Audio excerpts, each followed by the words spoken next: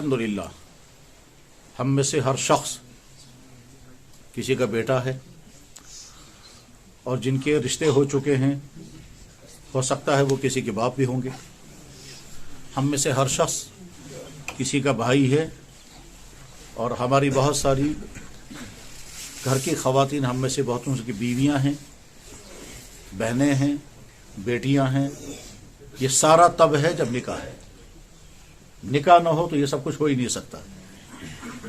इसलिए इंसान की ज़िंदगी का एक अहम तरीन शोबा, बल्कि सबसे ज़्यादा वसी तरीन शोबा निकाह है, जिसको हम कहेंगे इज़्दिवाजी ज़िंदगी, फैमिली लाइफ। ये फैमिली लाइफ सारी की सारी खड़ी हो जाती है निकाह के नतीजे में। तो जब निकाह पढ़ा जाता है तो ये सिर्फ दो आदमियों का, एक मर्द और एक औरत के मिलाप ही तक का मसला नहीं है, बल्कि दर हकीकत अब आगे जितनी बड़ी नस्ल इनकी चलेगी, उस नस्ल का हम आज पहला बीज डालते हैं ज़मीन में। पहली तुख्म रेजी है ये, जिसके नतीजे में आगे पूरा ख़ानदान वजूद में आएगा और ये भी हो सकता है कि ये ख़ानदान क़यामत तक चलता रहे। फैमिली लाइफ का एक अहम तरीन मामला ये है कि ये फैमिली लाइफ कामयाब हो जानी चाहिए, और इस कामयाब होने के लिए ज़रूरी है कि इंसान अखलाक, रवैये, मिजाज और बर्दाश्त के एतबार से सही इंसान बने, तो जनाब फैमिली लाइफ कामयाब हो जाती है। और जब किसी की इज़्दिवाजी ज़िंदगी कामयाब होती है तो वो चाहे तंगदस्ती में क्यों ना हो, खुशियों के साथ ज़िंदगी गुजरती है। लेकिन अगर खुदा न खास्ता रवैये ठीक ना हो, हुकूक अदा न हो रहे हों, ज़्यादतियाँ हो रही हों, मिजाज एक दूसरे के न मिले और एक दूसरे को तकलीफ़ें पहुँचाएँ, तो सब कुछ होने के बावजूद इंसान टेंशनों के साथ नहीं गुजारता है। इंसान के अपने हाथ में है, वो बहुत सारी परेशानियों को पैदा होने से पहले रोक सकता है अपने रवैये के अच्छे होने की वजह से, और बहुत सारी परेशानियां वो हैं जो रवैयों के ठीक ना होने की वजह से पैदा हुई। बेशुमार घरों में सब कुछ है, पर रवैये ठीक नहीं है, चाहे शौहर के चाहे बीवी के, तो नतीजा ये है कि न सिर्फ वो दो बल्कि उनका पूरा घर और ख़ानदान ज़िंदगी भर टेंशनों के साथ ज़िंदगी गुजारते हैं। बाज़ दफ़ा हम ऐसे घरों को भी देखते हैं कि जिन घरों की बड़ी नस्ल तीसरी नस्ल बन गई, यानी वो ग्रैंड फादर भी बन गए, लेकिन अभी तक उनकी मियाँ बीवी के टकराव ख़त्म नहीं हो रहे हैं। दोनों मरने के करीब पहुँच चुके हैं, लेकिन टकराव अब भी जारी है। अगर इंसानों का मिजाज हुकूक की अदायगी का हो और दूसरों पर जुल्म ज़्यादती का न हो, तो फिर वो खुशियाँ इंसान को मिलती हैं जिन खुशियों का आदमी को अंदाज़ा नहीं हो सकता। हम जब अपने बड़ों के वाक़यात और हालात पढ़ते हैं तो बहुत ताज्जुब होता है अपनी कमियों पर, कि हमारे अंदर कैसी कैसी अजीब अजीब कमियां हैं। मुझे बेख्तियार एक वाक़या याद आया, उससे हम समझ सकते हैं कि हम कहाँ हैं। हमारे करीब के बुज़ुर्गों में से एक बुज़ुर्ग गुजरे हैं जो आलिम भी थे, बहुत मुत्तकी थे, बहुत ऊँचे दर्जे के कमालात के शख्स थे। उनका नाम था मौलाना मोहम्मद ईसा। ये शागिर्द थे या नहीं, लेकिन ये कि मुरीद थे हज़रत मौलाना अशरफ अली थानवी रहमतुल्लाह ताला के। मौलाना मोहम्मद ईसा के हालात में लिखा है कि उन्होंने अपनी बीवी से ये कहा कि मैं तुम्हारा महर अदा नहीं कर पाया और मैं बगैर महर अदा किए तुम्हारे साथ ज़िंदगी गुजारना भी नहीं चाहता। तो बीवी ने कहा कि फिर दे दीजिए महर। तो शौहर ने कहा मगर अदायगी की हिम्मत नहीं, वसाइल नहीं कि मैं महर अदा कर सकूं। बीवी ने कहा कि मैंने आपसे मुतालबा कहाँ किया महर का।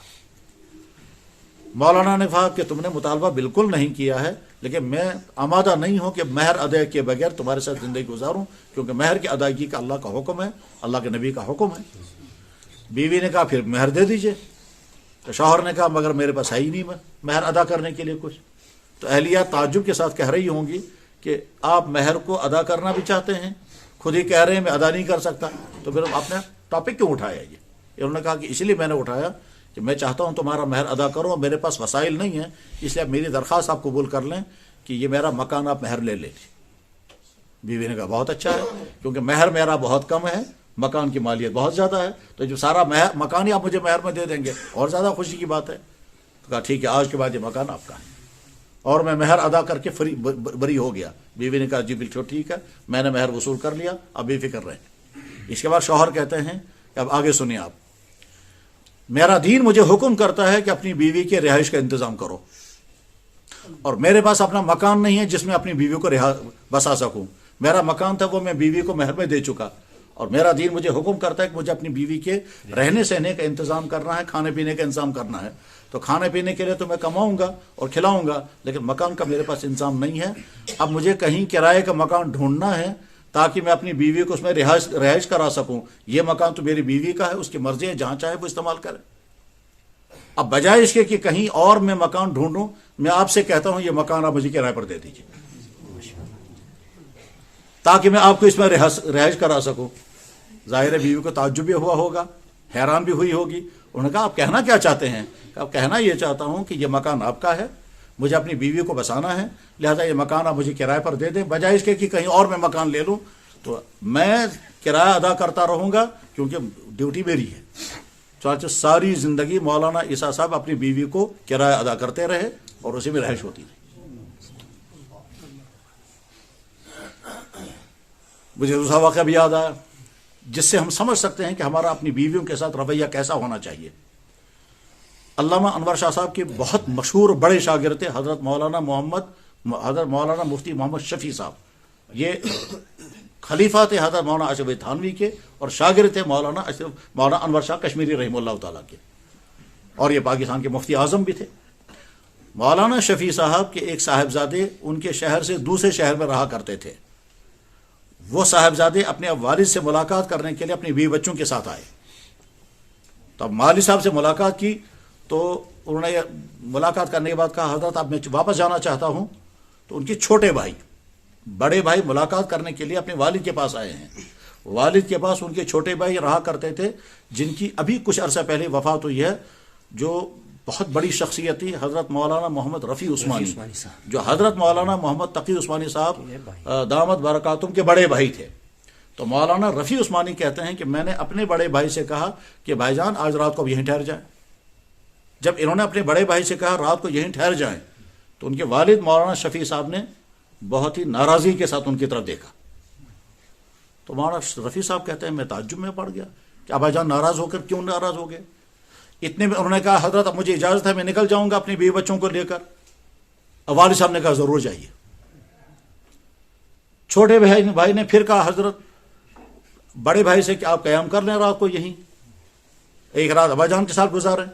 تو مولانا شفیع صاحب نے پھر ان کو ناراض نظروں سے دیکھا. بہرحال وہ رخصت ہو کے نکل گئے. اب مولانا شفیع صاحب نے اپنے بیٹے سے کہا کہ تم سوچ رہے ہوں گے کہ میں کیسا باپ ہوں کہ میں اپنے بیٹے کو کہہ رہا ہوں آپ جاؤ اور تم روک رہے تھے، میں تمہیں ناراض ہو رہا تھا. تو سنو میں کیا کہنا چاہ رہا تھا.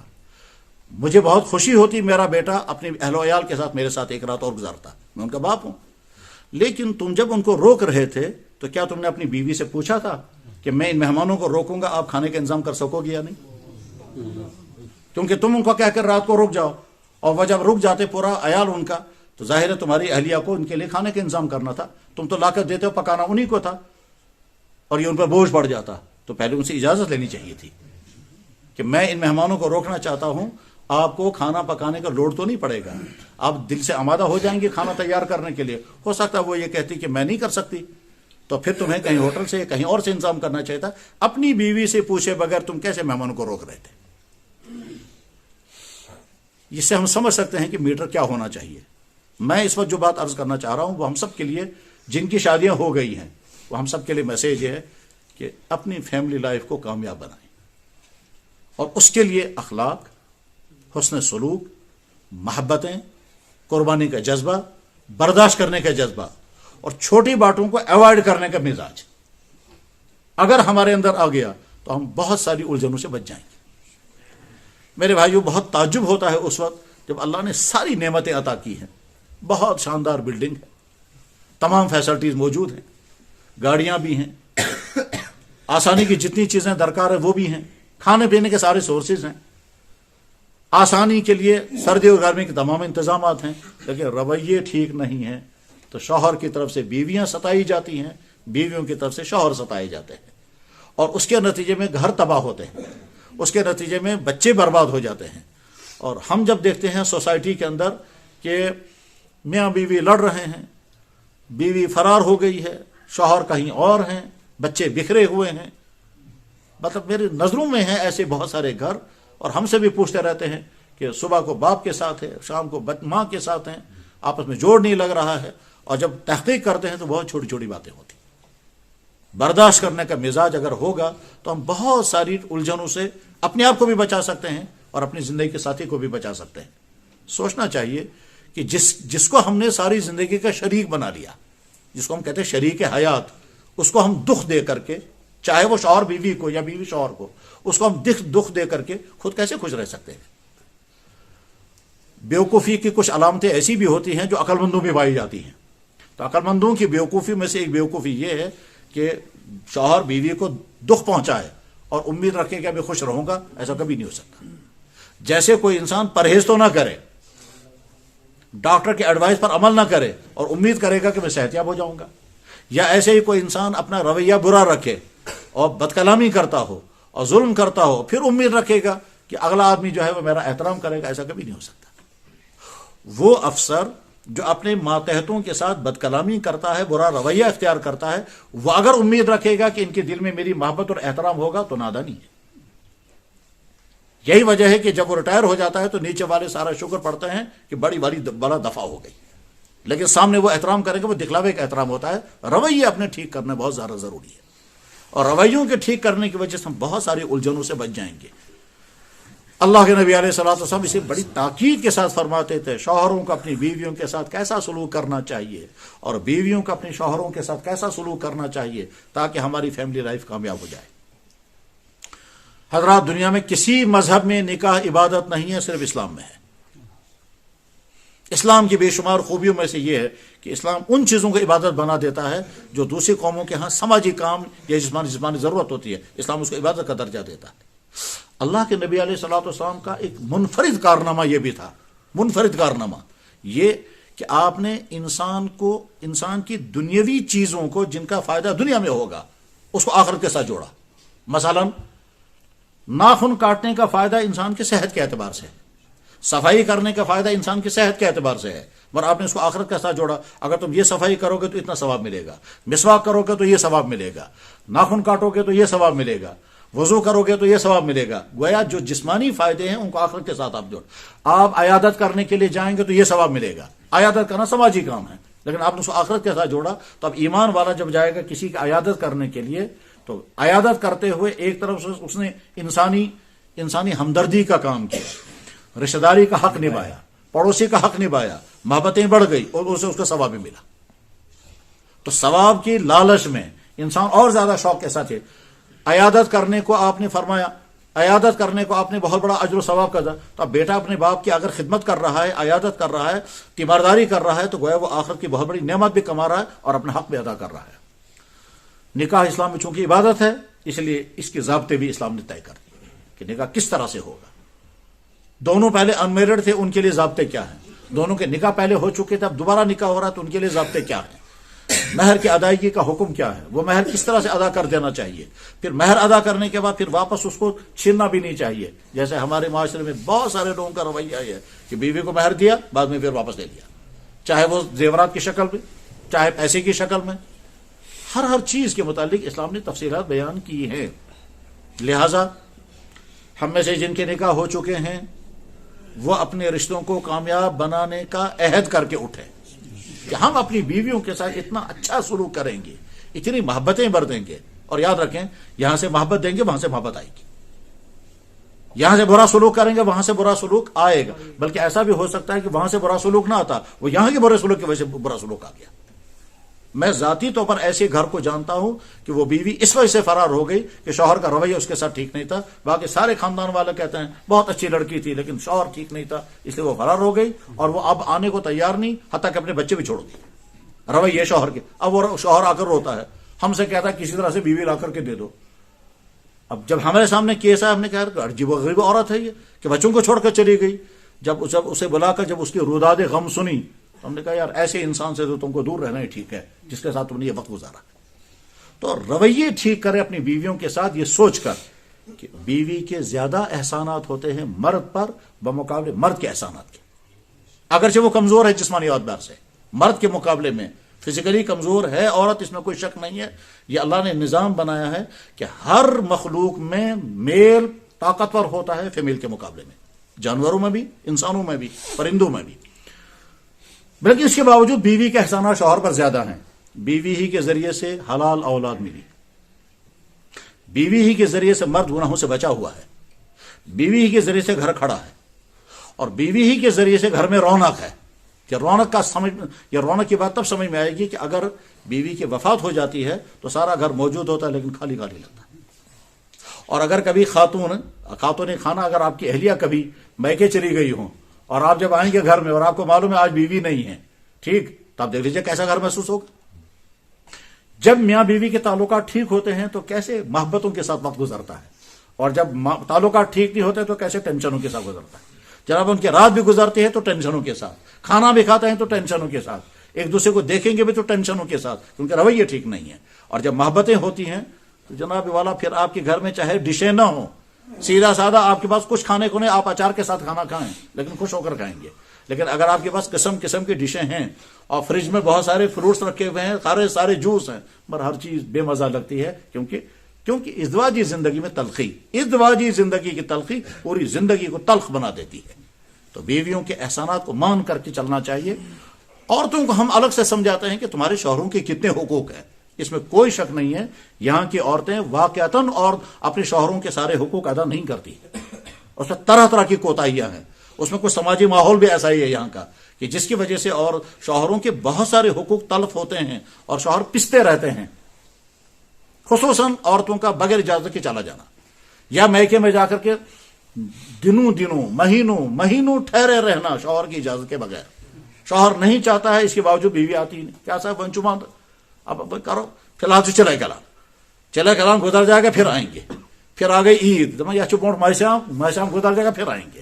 ماہ شام کے بعد اب یا بونٹ بڑ عید قربان کرو پتی مو. یہ جو وقت پر وقت گزارتے رہتے ہیں، اس میں دیکھنا ہوتا ہے شریعت کی اجازت ہے بھی یا نہیں.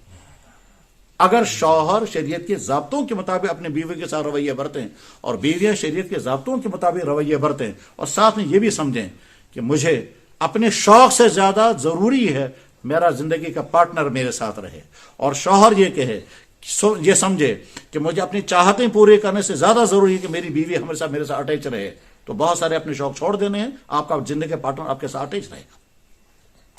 ایک بیوی وہ ہے کہ جب شوہر روانہ ہو گیا تو بیوی ڈیمانڈ کرے گی یہ چیز لے کر آنا، یہ چیز لے کر آنا، یہ چیز لے کر آنا. اور ایک بیوی وہ ہوتی ہے کہ شوہر سے کہتی ہے آپ آ گئے تو سب کچھ آ گیا، بتاؤ جی آپ کے لیے کیا کیا لانا ہے، میں فلاں جگہ جا رہا ہوں، کیا لانا ہے. تو ایک بیوی ہے وہ آپ کو ڈیمانڈ کرے گی یہ سب، اور دوسری بیوی وہ ہے کہ آپ آ گئے تو سب کچھ آ گیا، تم وہاں سے میرے لیے کچھ بھی مت لانا، تم آ گئے تو سب کچھ آ گیا. اب اگر یہ شوہر کچھ بھی نہ لائے تو پھر بھی بیوی کو خوش ہو گیا میرا شوہر صحیح سلامت واپس آ گیا. اور ساتھ میں اگر کچھ اور ہو جاتا مطلب یہ حادثے کا شکار ہو گیا. ابھی ہم جہاں رہ رہے ہیں یہاں قریب میں ہمارے پڑوسی بیچارے گئے ہوئے تھے کہیں کاروبار کرنے کے بعد وہاں کل ہارٹ اٹیک ہو گیا اور اب ان کی ڈیڈ باڈی آ رہی ہے. اب اگر بالفرض جہاں سے بیوی نے ڈیمانڈیں کی ہوں گی اور وہاں سے ڈیڈ باڈی آ رہی ہے، تو ایک بیوی وہ ہے جو شوہر کے کہ آپ آگے میرا سب کچھ آ گیا، میری عزت آپ، میرا شوق آپ، میری خوشیاں آپ، میرا سر اونچا ہے جب تک آپ ہیں. اور شوہر یہ کہے گا کہ جب تک آپ ہیں میرا گھر آباد ہے، جب تک آپ ہیں میرے سب کچھ ہیں. ہم گھروں میں آتے ہیں سارا کچھ ٹھیک، کھانا بھی تیار ہے، کپڑے بھی دھلے ہوئے ہیں، صفائیاں بھی ہو چکی ہیں، اہلیہ آپ کے انتظار میں ہیں، وہ آئیں گے تو بیٹھ کر کے خوشی کے ساتھ کھائیں گے. اب آپ ٹیڑھی نظروں سے لے کر کے آئے، ناراض ہو کر کے آئے، دیر کر کے آئے، ٹینشنوں کے ساتھ آئے، تو ساری خوشیاں خاک میں مل جاتی ہیں. ہمارے نبی نے چھوٹی چھوٹی باتیں بھی اسی لیے سکھائی، محبت کے ساتھ اپنی بیوی کے منہ میں لقمہ دو، اس کے بہت ساری غم ختم ہو جائیں گے، اس کے بہت ساری ناراضیاں مٹ جائیں گی. بہرحال نکاح کی اس مجلس میں جو جمعے کے دن ہو رہی ہے، جمعے کے دن نکاح پڑھنا بہت زیادہ پسند ہے. اگر یہ سوال کیا جائے کہ نکاح سب سے بہتر کون سے دن، تو جواب آتا ہے جمعے کے دن. اور اگر یہ سوال کیا جائے کہ نکاح پڑھنے کی سب سے بہترین جگہ کون سی ہے، تو جواب آئے گا مسجد، کیونکہ مسجد میں بہت ساری باتیں اپنے بھائیوں کو سمجھائی جا سکتی ہیں. گھروں کے اندر نکاح ہوتا ہے وہاں تو محدود لوگ ہوتے ہیں، گنے چنے لوگ ہوتے ہیں. اور ہمارے یہاں کشمیر میں تو ایک قدم اور دیکھ لیجئے کہ جن کا نکاح پڑھنا ہوتا ہے وہ ہوتے ہی نہیں. اب ہم نکاح کے حقوق بیان کر رہے ہیں مگر اس کو سنا رہے ہیں جو ہے ہی نہیں وہاں. ہم کہتے ہیں شوہر بیویوں کے ساتھ اچھا سلوک کرو، مگر کس کو سنائیں گے؟ وہ خاندان کے 2-3 بزرگ آئے ہوئے ہوتے ہیں، تو جس کو سنانا تھا دلہا وہ کہیں اور بیٹھا ہوا ہوتا ہے۔ تو مسجد میں جب نکاح ہوتا ہے تو اس کا ایک فائدہ یہ بھی ہوتا ہے، اللہ کے نبی علیہ السلام نے فرمایا اعلنوا النکاح واجعلوہ فی المساجد، نکاح خفیہ مت کرنا، اوپن ہو کر نکاح کرنا اور مسجد میں نکاح پڑھنا۔ اور نکاح کی مجلس کا دوسرا میسج جس کو میں شارٹ کروں گا وہ یہ کہ جن کے نکاح نہیں ہوئے ہیں، آپ کی جوانی پاک دامن تب رہے گی کہ جب آپ اپنی حفاظت خود کریں گے، اور اگر آپ اپنی حفاظت نہیں کریں گے تو آپ کی جوانی پاک دامن نہیں رہے گی۔ جس دن آپ کا نکاح ہوگا تو آپ اپنے آپ سے پوچھیں آپ اس وقت کون سی کنڈیشن میں ہیں، آپ پاک دامن ہیں یا آپ سے غلطیاں ہو چکی ہیں؟ اب اگلی زندگی جب آپ گزاریں گے تو اس میں بڑی خوشیاں ہوں گی، لیکن ایسا تو نہیں ہے کہ جو اگلی خوشیاں آپ پانے والے ہیں وہ خوشی اس سے پہلے آپ نے پائی ہے حرام ذریعے سے۔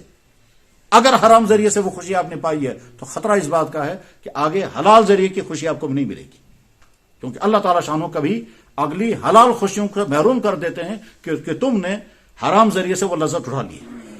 حرام ذریعے سے اٹھائی گئی لذت کی سزا کبھی یہ لگتی ہے کہ حلال ذریعے کی لذت آدمی محروم ہو جاتا ہے۔ اللہ نے نکاح میں مزہ رکھا ہے، دونوں میاں بیوی کا آپس میں ملنا بڑی خوشیوں کی چیز ہو، اور اس میں بھی اللہ کی بہت بڑی حکمت ہے، اور وہ یہ ہے کہ اللہ کو نسل آگے چلانی ہے۔ اس نسل کو آگے چلانے کے لیے اللہ نے انجذاب مطلب شوہر بیوی کی طرف مائل رہے گا، بیوی شوہر کی طرف مائل رہے گی، یہ دونوں ایک دوسرے کی ضرورت محسوس کریں گے، پھر آپس میں ملاپ ہوگا تو اس میں خوشیاں ہوں گی۔ یہ جو خوشیاں اللہ نے رکھی اسی لیے رکھی ہیں تاکہ یہ ملے رہیں، اٹیچ رہیں آپس میں، اور زندگی بھر اٹیچ رہیں، اور یہ جتنے آپس میں اٹیچ رہیں گے اتنے ایک دوسرے کی خیال رکھیں گے، ایک دوسرے کی محبت کا برتیں گے۔ شوہر سوچے گا یہ میری زندگی کا پارٹنر ہے، یہ موت تک میرا ساتھ رہنا چاہیے اور صحیح رات میں رہے۔ بیوی سوچے میری زندگی بھر کا سہارا ہے، مجھے یہ موت تک میرا ساتھ دینا چاہیے اور صحت مند رہنا چاہیے۔ تو جن کے نکاح نہیں ہوئے ہیں ان بھائیوں کے لیے نکاح کی اس مجلس کا میسیج یہ ہے کہ آپ اپنی جوانی کی حفاظت کریں گے، اگرچہ یہ بہت مشکل ہے آج کے اس دور میں، جس دور میں سماجی حالات ہم سب کے سامنے ہیں، معاشرتی صورتحال ہم سب کے سامنے ہیں۔ ٹھیک، ہر جگہ بس ہر جگہ ملاپ ہے، دفتروں میں، کالجوں میں، سکولوں میں، کوچنگ سینٹروں میں، بازاروں میں، فنکشنوں میں۔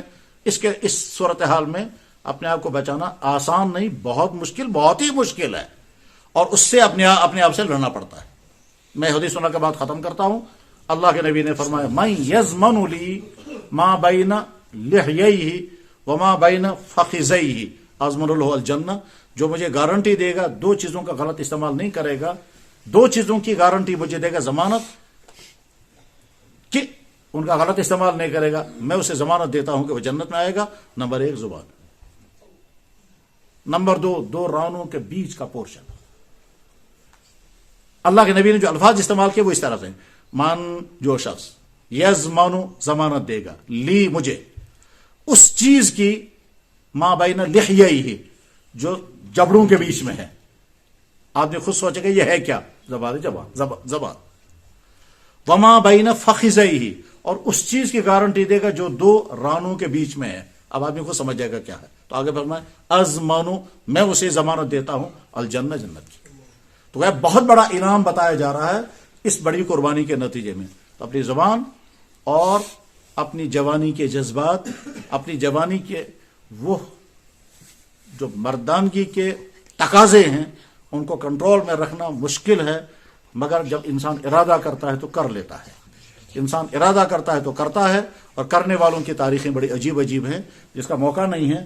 تو نکاح کی اس مجلس میں میسیج ان تمام جوانوں کے لیے جو یہاں موجود ہے یا جن تک آواز پہنچے وہ یہ کہ آپ تب تک اپنی جوانی کو بچا بچا کر کے رکھیں، ہولڈ پر رکھیں جب تک آپ کا نکاح ہو جائے، اور اللہ کرے آپ کے نکاح کے جلد سے جلد ہونے کے اسباب پیدا ہو جائیں۔ اور اگر غلط رکاوٹیں ہیں جو ہمارے سماج میں ہیں، غلط رکاوٹیں، کہیں تو واقعی رکاوٹ ہے، صاحب ابھی کمائی کا سورس نہیں، بالغ بہنیں گھر میں ہیں، ان کے ہونے سے پہلے بچے کا نکاح نہیں ہو پاتا ہے، اور بہت ساری جگہوں پر صرف سستیاں ہیں، ماں باپ تیار ہی نہیں ہے، یا غلط رسموں کو پورا کرنا ہے۔ مکان ہے ابھی یہ ناکافی، ہم نیا مکان بنائیں گے، اس نیا مکان بنانے کے لیے پھر نئے ہائی فائی کی ساری سہولیات ہوں گی، پھر اس کے بعد دیکھیں گے تمہارا نکاح کا، تب تک تمہارا کچھ بھی ہو جائے. یہ بہت ہی مشکل صورتحال ہے. یہ سمجھیے ایسے ہی ہے کہ ایک انسان سخت دھوپ میں کھڑا ہے اور پسینہ نکل رہا ہے، اور اس کے بعد پھر اس کو پیاس لگی ہے، اس پیاس کے لیے وہ تڑپ رہا ہے. ہم سے وہ پانی مانگتا ہے تو ہم کہیں گے کہ صاحب ابھی ہمیں خاص قسم کا منرل واٹر کی بوتل منگوانی ہے، پھر ایک خاص قسم کے کراکری لانی ہے، اور وہ میڈ ان جاپان یا میڈ ان جرمنی گلاس آئیں گے، جگ آئیں گے، اور اس کے بعد پھر ایک خاص قسم کا ٹرے لایا جائے گا. اس کے بعد ہم آپ کو پانی پینے کے لیے دیں گے، چاہے اس میں برس لگ جائیں، تب تک آپ انتظار میں رہیں. اب سیم یہی صورت ہے. ایک جوان لڑکا وہ کالج میں ہے، خوبصورت ہے، ہیلتھی ہے، دائیں بائیں اس کے مناظر وہی ہیں، وہ سنتا بھی وہی ہے، وہ دیکھتا بھی یہی ہے، تو گویا اس کے سیکچول جذبات کو آگ لگانے والے تمام مناظر ساتھ میں ہیں. اور ہم کہتے ہیں ابھی بیٹا بات ہی مت کرو، ابھی تو تمہیں پڑھنا ہے، پھر ڈگری کرنی ہے، پھر جاب کرنا ہے، پھر اپنے پاؤں پر کھڑے ہونا ہے. گھر میں کروڑوں کی پراپرٹی ہے، اس کو کہتے ہیں جب آپ پاؤں پر کھڑے ہو جائیں گے تب آپ نکاح کی بات سوچیں گے. یہ ہے ہمارا وہ ظلم جو ہمارے بچوں پر ہمارے ذریعے سے ہے. اللہ اس کا سدھار فرمائے، اللہ اس کا حل نکال رہا ہے. حضرت علی رضی اللہ عنہ کا جب نکاح ہوا تھا تو حضرت علی اس حال میں ہے کہ ان کے پاس مکان نہیں، کمائی کا سورس نہیں، کوئی بیلنس نہیں، کچھ بھی نہیں، لیکن چونکہ جوان تھے، تقاضا تھا، تو کئی حضرات نے مشورہ دیا کہ تم حضور کی خدمت میں جا کر کے نکاح کی رشتہ مانگو، لیکن ہمت نہیں کر پا رہے تھے. اب ان کے چچا موجود تھے حضرت حمزہ، لیکن حضرت حمزہ سے گھبرا گئے، ان کے کہہ نہ سکے کہ حضرت آپ میری طرف سے جائیں اور حضور کو رشتہ مانگے. اب حضرت علی کی طرف سے والد جاتے، مگر والد تھے ہی نہیں، ابو طالب، خواجہ ابو طالب. ان کی طرف سے ان کے بڑے بھائی جب بات چاہتے رشتہ مانگنے کے لیے، لیکن ان کے بڑے بھائی دوسرے ملک میں تھے، حبشہ میں. ان کی بہن رشتہ مانگنے کے لیے جا سکتی تھی، وہ مکے میں تھی. تو حضرت علی مدینہ میں ہیں، جنگ بدر ہو چکی تھی، اس میں ان کے کارنامے انجام دیے تھے، نہ رہنے کو گھر ہے، نہ کمائی کا کوئی سورس ہے. اس لیے جب کوئی تیار نہ ہوا اور کسی کو کہہ نہ سکے تو ہمت کر کے خود ہی حضور کی خدمت پہنچے. تو اللہ کے نبی علیہ السلام نے فرمایا حکم فرمائیے کیا. اب حضرت علی رضی اللہ عنہ کہہ نہیں پا رہے ہیں کہ حضرت میں آپ سے رشتہ مانگنے آیا ہوں، آپ کی بیٹی فاطمہ کا. یہ کہہ نہ سکے. حضور نے پھر پوچھا کیا حکم ہے، کیوں آئے؟ وہ خاموش سر نیچے کر کے. دوسری مرتبہ تو پوچھ لیا، تیسری مرتبہ کا مجھے یاد نہیں، حدیث میں تیسری مرتبہ کا تذکرہ ہے یا نہیں، لیکن دوسری یا تیسری مرتبہ کے بعد آپ علیہ السلام نے خود فرمایا مجھے لگتا ہے کہ تم فاطمہ کا رشتہ مانگنے آئے ہو.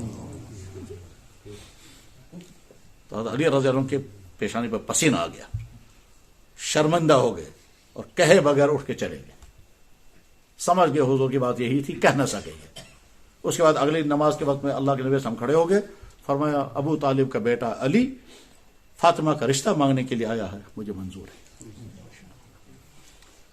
یہ ہوئی انگیجمنٹ جس کے لیے ہم کبھی لاکھوں روپے خرچ کر دیتے ہیں. یہ انگیجمنٹ ہوئی. اس کے بعد آپ نے ان کو بلایا، فرمایا مہر. تو انہوں نے عرض کیا حضرت میرے پاس تو کچھ بھی نہیں ہے. فرمایا ابھی مال غنیمت تمہیں بہت سارا ملا ہے، وہ مہر میں لاؤ. چنانچہ وہ چیزیں بیچی گئیں اور وہ مہر تیار کیا گیا، جو مہر آج تقریباً 80,000 90,000 یا 1,00,000 تک بنے گا، اس کو کہتے ہیں مہر فاطمی. تو وہ مہر ادا کیا گیا. پھر حضرت علی رضی اللہ عنہ کہتے ہیں کہ میں نے سوچا جب میرا رشتہ ہو رہا ہے تو کم سے کم دعوت ولیمہ کا میں انتظام کروں گا. فاطمہ کے ساتھ میرا رشتہ ہو رہا ہے، اس کائنات کا سب سے مقدس رشتہ. تو اب میں دعوت کا انتظام کرنے کے لیے تدبیریں سوچنے لگا. پھر سوچا اب میرے پاس پیسہ تو ہے نہیں، چلو میں جنگل سے گھاس کاٹ کر کے لاؤں گا، بازار میں بیچوں گا، پیسہ بنے گا، پھر میں دعوت کروں گا. تو گھاس کاٹنے کا انتظام کیا انہوں نے. پھر اس کا لمبا واقعہ ہے، وہ بیان کرنے کا موقع نہیں ہے. غرض یہ کہ ہماری تاریخ روشن تاریخ یہ ہے. بہرحال خلاصہ یہ ہے کہ جن جوانوں کا رشتہ ابھی تک نہیں ہوا ہے وہ اپنی جوانی کی حفاظت کریں. اگرچہ آپ سوال کر سکتے ہیں مشکل ہے یا آسان، میں کہوں گا بہت مشکل ہے، بہت مشکل ہے. اور جب میں کہوں گا مشکل ہے تو میں سمجھتا ہوں اس سے زیادہ مشکل آپ جھیل رہے ہوں گے.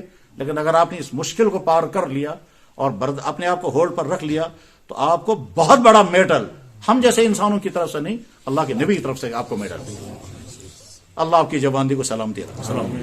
اب اس وقت ہم جو نکاح پڑھ رہے ہیں، اس نکاح میں جن کا نکاح ہو رہا ہے وہ بھی نکاح مجلس میں موجود ہیں، اور جن صاحبزادی کا نکاح ہوگا ان کی طرف سے بھی یہاں وہ حضرات موجود ہوں گے.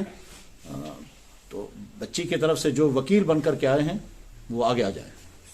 برتر اخلاقیات کیا ہوتے ہیں دیکھیے میں اس کی مثال بتاتا ہوں. سر سید احمد خان کا نام سب لوگوں نے سنا ہوگا. ظاہر ہے بہت عظیم الشان شخصیت تھی، بلکہ بر صغیر میں مسلمانوں کے اندر ماڈرن ایجوکیشن عصری تعلیم کا بانی ہے، اس پہ کوئی شک نہیں. علی گڑھ یونیورسٹی ان کی قائم کردہ ہے، جو انہوں نے شروع کی تھی تو اس کا نام رکھا. علی گڑھ یونیورسٹی کا اصل نام ہے مدرسۃ العلوم، پہلا نام جہاں سے انہوں نے شروع کیا اس کو. اور اس وقت ان کے ساتھ جو ساتھ دینے والے تھے وہ تمام کے تمام بہت اونچی تعلیم یافتہ تھے اور بہت پکے دیندار تھے. جتنے ان کی ٹیم تھے، نواب محسن ملک، نواب وقار الملک، مولوی سمیع اللہ، ڈپٹی نذیر احمد، علامہ شبلی وغیرہ، یہ ان کی ٹیم تھی.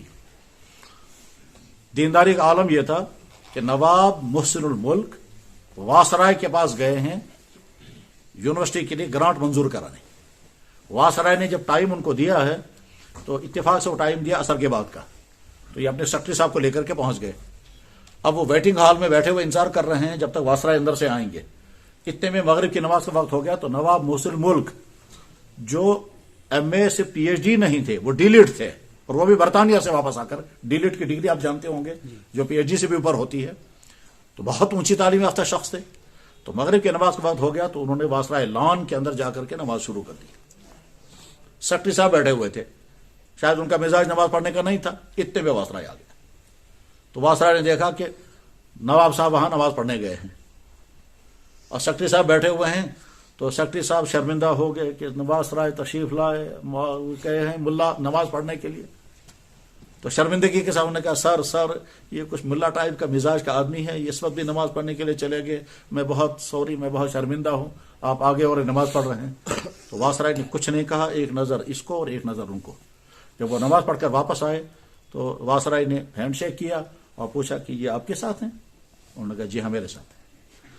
کہنے لگا آپ کے ساتھ ہیں اس لیے میں کچھ نہیں کہوں گا، یہ مجھے صفائی دے رہے تھے آپ کی نماز پڑھنے پر. مجھے تو بہت خوشی ہوئی کہ آج پہلی مرتبہ اسلام میں گاڈ کو سجدہ کیا جا رہا تھا، اور یہ شرمندگی محسوس کر رہے تھے کہ آپ نے نماز کیوں پڑھی. دراصل یہ خود نمازی نہیں ہے، اس لیے اسی کو لیب تھیب کر رہے تھے. میں عرض کر رہا تھا برتر اخلاقیات. سر سید احمد خان کے پاس ایک آدمی آیا، انہوں نے کہا سر میں ایک معافی مانگنے آیا ہوں. پوچھا کیا؟ کہنے لگے میں انگریز گورنمنٹ میں ملازمت ڈھونڈنے کے لیے گیا تھا، انہوں نے مجھ سے کہا تم ہو کون؟ تو میں نے سوچا اگر میں اپنے ماں باپ کا تعارف کراؤں گا تو یہ مجھے ملازمت نہیں دیں گے، تو لہذا میں کوئی بڑا والا تعارف کراؤں تاکہ یہ ملازمت مجھے مل جائے. تو میں نے وہاں کہہ دیا کہ میں سر سید احمد خان کا داماد ہوں. انہوں نے کہا اچھا سر سید احمد خان کے داماد ہیں آپ ہیں؟ جی. تو انہوں نے مجھے خر سے ملازمت دے دی. اب میں آپ سے معافی مانگنے کے لیے آیا ہوں کہ میں آپ کا داماد تو نہیں ہوں. تو ہو سکتا ہے آئندہ چل کر آپ کبھی سنیں گے تو آپ کو دکھ ہوگا، تو میں معافی مانگنے کے لیے آیا ہوں. اب اس موقع پر سر سید کو کیا کہنا چاہیے تھا؟ ظاہر غضبناک ہوتے. انہوں نے کہا بیٹا گھبرانے کی بات کوئی نہیں ہے، بلا شبہ تم میرے داماد نہیں ہو، آج کے بعد میں تمہاری بیوی کو اپنی بیٹی بنا لیتا ہوں، تمہاری بیوی میری بیٹی ہو گئے، تم میرے داماد ہو گئے، جاؤ خوش ہو جاؤ. یہ ہے برتر اخلاقیات. جس بچی کا یہ نکاح ہو رہا ہے ان کی طرف سے وکیل بن کر کے آئے ہیں نذیر احمد بٹ صاحب. صحیح ہے؟ تو شو وکیل جناب محترم نذیر احمد بٹ صاحب ولد مرحوم عبد الخالق بٹ صاحب. بہت اچھا. آپ کے ساتھ گواہ ہیں جناب شمیم احمد نقاش صاحب ثنا محمد اشرف نقاش صاحب. صحیح؟ کون ہے شمیم صاحب؟ آ رہے ہیں. دوسرے گواہ ہیں یاسر شبیر جناب شبیر احمد بٹ صاحب. بہت اچھا. قاضی ظہور صاحب آپ بھی گواہ ہیں. بہت اچھا. محترم نذیر احمد صاحب اس بچی سے آپ نے پوچھا ہے؟ بچی رضامند تھی، خوش و خرم تھی. بہت اچھا. مہر کا فیصلہ آپ حضرات نے آپس میں کر لیا ہوگا؟ بہت خوب. لڑکے کی طرف سے کون بات کریں گے؟ موجود ہیں نور الدین صاحب احمد ولد مرحوم حبیب اللہ شاہ صاحب. مہر کے متعلق آپ نے جو فیصلہ کیا ہے جی اس کی ادائیگی کب ہوگی؟ آج ہی ہوگی. بہت اچھا. مہر کا اصل حکم یہی ہے. مہر واجب الادا رکھنا یہ کنسیشن ہے، آرڈر نہیں. ہم نے کنسیشن کو آرڈر بنا لیا یا کنسیشن کو روٹین بنایا کہ جس کی شریعت نے کنسیشن دی تھی ہم نے اس کو روٹین بنا لیا کہ مہر رکھیں گے واجب الادا، باقی تمام چیزیں تو ادا کرے، باقی تمام چیزیں تو اعلیٰ سٹینڈرڈ کے ساتھ ساری ہوں گی، اور مہر کو رکھتے تھے ادار۔ بہت اچھا ہے یہ، اور آئندہ یہ مزاج اور پھیل جانا چاہیے کہ نکاح کے مجلس میں ہی مہر ادا ہو، اور اگر شوہر چاہے تو اور زیادہ اچھا یہ ہے کہ جس دن میری رخصتی ہوگی، جس وقت میرے کمرے میں میری زندگی کا شریک پہنچے گا، میں سب سے پہلے اس کو مہر پیش کروں گا۔ یہ آپ کی امانت ہے میرے پاس، اور یہ امانت وہ ہے جو اللہ نے مجھے آرڈر کیا ہے مجھے آپ کو دینا ہے۔ مہر کی ادائیگی کی مثال میں ابھی بیان کر چکا، تو بہت اچھا، مبارک ہے، آپ وہ مہر انشاءاللہ ادا کریں گے ابھی۔ ٹھیک ہے، اس مہر کے بولنے کی ضرورت نہیں ہے، ٹھیک ہے۔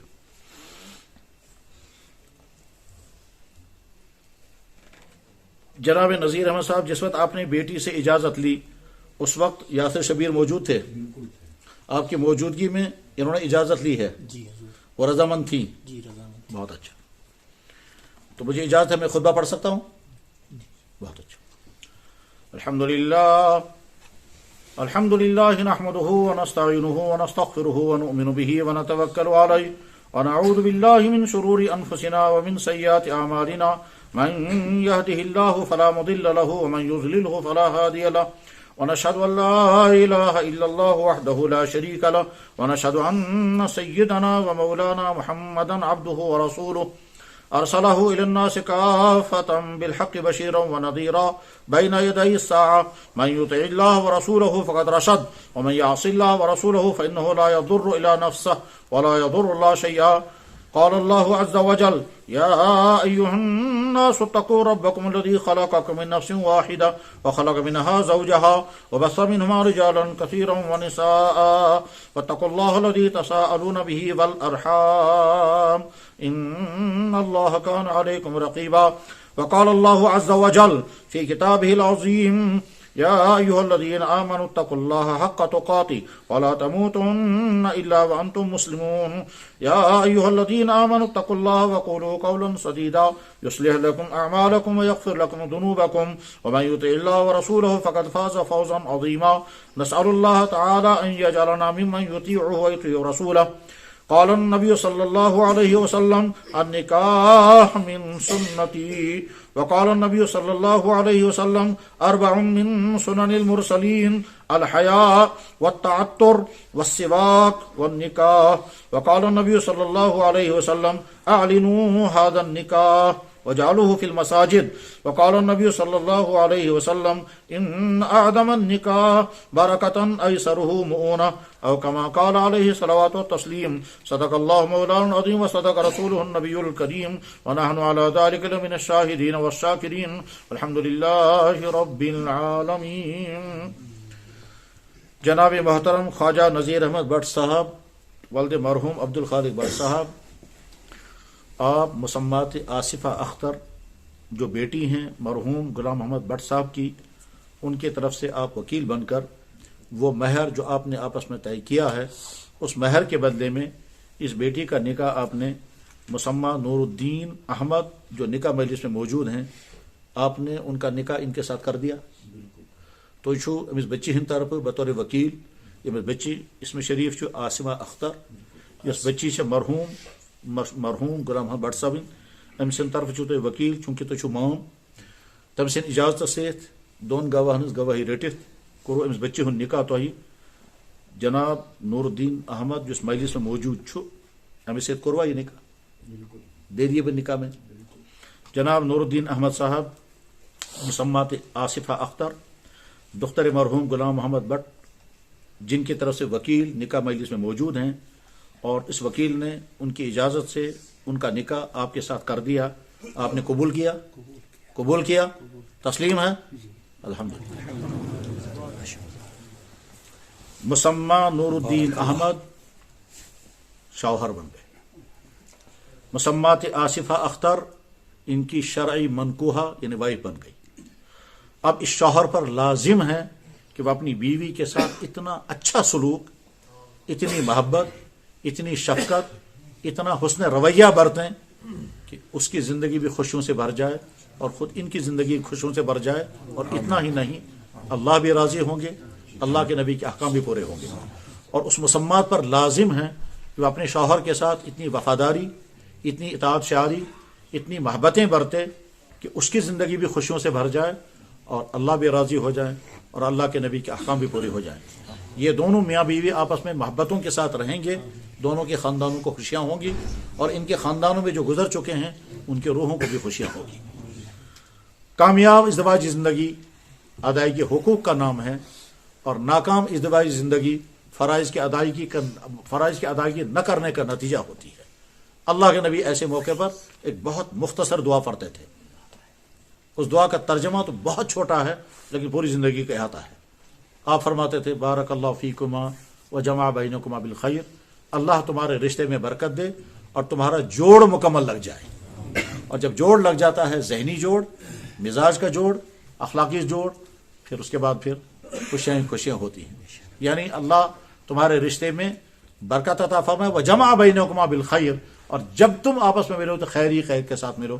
اللہ ان کی زندگی کو پوری زندگی خوشیوں سے اور مسرتوں سے لبریز فرمائے، اور قدم قدم پر ان کو حسن اخلاق برتنے کی توفیق عطا فرمائے۔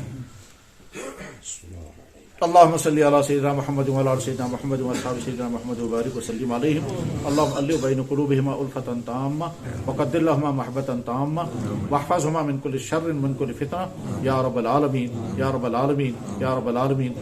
یا اللہ جن کے نکاح ہو چکے ہیں، چاہے وہ اس وقت بڑھاپے میں ہوں، ان کی ازدواجی زندگی کو خوشیوں سے بھر دے، اور جن کے نکاح نہیں ہوئے ہیں، چاہے یہاں ہیں یا کہیں اور، تب تک ان کی جوانوں کی حفاظت فرما اور جلد سے جلد ان کے نکاح نصیب فرما۔